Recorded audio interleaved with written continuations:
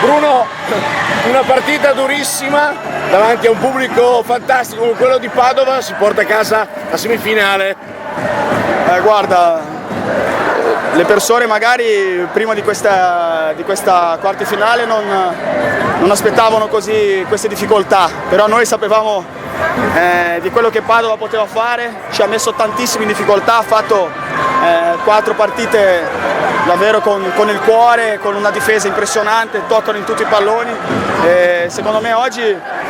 abbiamo vinto più con il cuore che con la tecnica, la tattica, non siamo stati molto costanti in quello che siamo abituali, loro ci hanno messo tanto in difficoltà, il nostro cambio palla non è riuscito a fare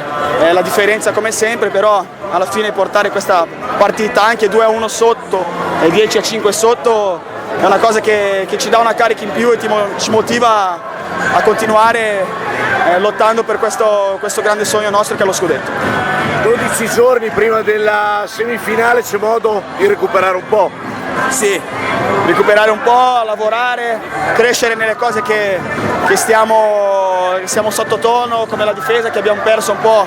in queste ultime partite, dobbiamo ritrovare un po' questo fondamentale che per la nostra squadra è molto importante, ci dà una carica e ritrovare tutti bene fisicamente anche. Chissà, potremo avere Petric per le semifinali e questi